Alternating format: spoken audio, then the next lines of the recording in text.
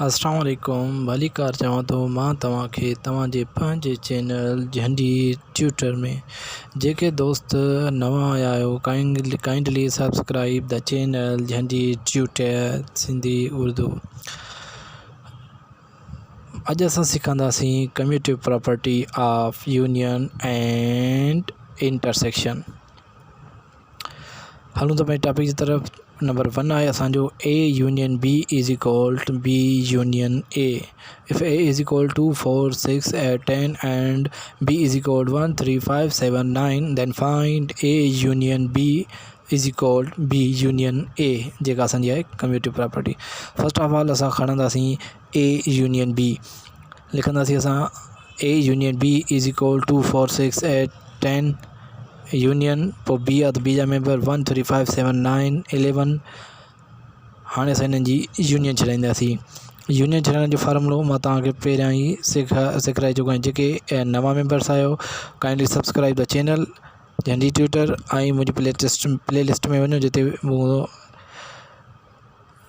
ठाही आहे हिकिड़ी प्लेलिस्ट अबाउट सेट जे नाले सां। उन में वञी पूरी सेट जी सीरीज़ आहे उहा तव्हां उन में यूनियन के बारे में है तव्हां सिखी सघो था फर्दर। हींअर मां तव्हांखे ॿुधायां थो त पहिरियां आहे 2 4 6 8 10 यूनियन ए 1 3 5 7 9। यूनियन में हीअं आहे त सभ खां पहिरियां जेको पहिरियों सेट आहे उहो सेम लिखंदासीं। पहिरियों सेट असांजो कहिड़ो आहे 2 4 6 8 10। उन खां पोइ सेट जा असां नवां मेंबर लिखंदा आहियूं। नवां कहिड़ा आहिनि 1 बि नवां 3 बि नवां 5 7 9 11। मतिलबु टोटल नवां सेट आहे त असां हिन जे लाइ सभई असां मेंबर नवां लिखिया आहिनि। हाणे इनखे असां रीअरेंज बि करे बि लिखी सघूं था 1 2 3 4 5 6 7 8 9 10 11। अगर तव्हां रीअरेंज न कंदव त को मसइलो कोन्हे, उहो बि आंसर आहे। एंड हलूं था अॻिते। असांजो ॿियो आहे is equal to B intersection B union A. त सभ खां पहिरियों बी आहे त बी जा मेंबर लिखंदासीं 1 3 5 7 9 11।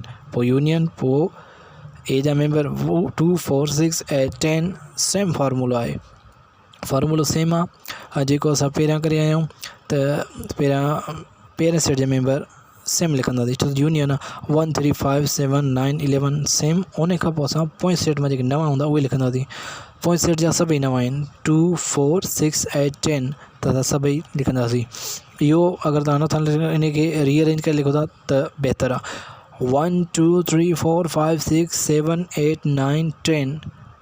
हाणे तव्हां ॾिसो त मथियों ए यूनियन बी जो आंसर ऐं बी यूनियन ए जो आंसर सेम आहे। मतिलबु इहा असांजी कम्यूटिव प्रॉपर्टी प्रूव थी वई। इहो आंसर असांजो सही आहे। This is the commutative property of union.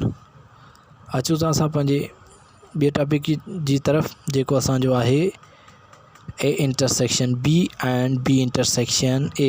If A is equal to A B C D E F and B is equal to A E I O U, then find A intersection B and B intersection A. सब का पहले असां A intersection B का find करना थी। A intersection B is equal to पहिरियां A जा member A B C D E F intersection पोइ B आहे B जा member A E I O U।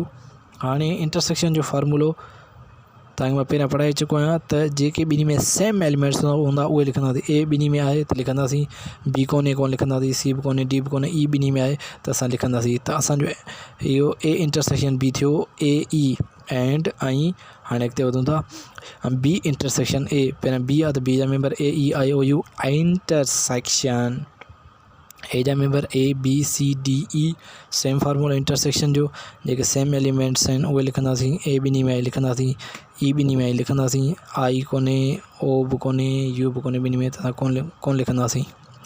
त इंटरसेक्शन जंहिंखे बि सम्झ न आई आहे त पोयां मुंहिंजी प्लेलिस्ट आहे, उन प्लेलिस्ट में वञी अबाउट सेट जी प्लेलिस्ट में वञी उते तव्हां वधीक सिखी सघो था या कमेंट्स करे सघो था। मां तव्हांखे ब्रीफ कंदो। हाणे ॾिसो त ए इंटरसेक्शन बी जो आंसर ए ई ऐं बी इंटरसेक्शन ए जो आंसर ए ई सेम आहे।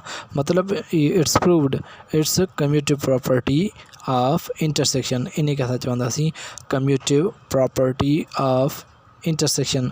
उम्मीद आहे त तव्हां सम्झी विया हूंदव। जंहिंखे बि अगरि का ॻाल्हि सम्झ में न आई आहे काइंडली कमेंट्स करे त मां इंशाल्लाह तव्हांजे लाइ अञा बहितर वीडियो करे ठाहींदुसि।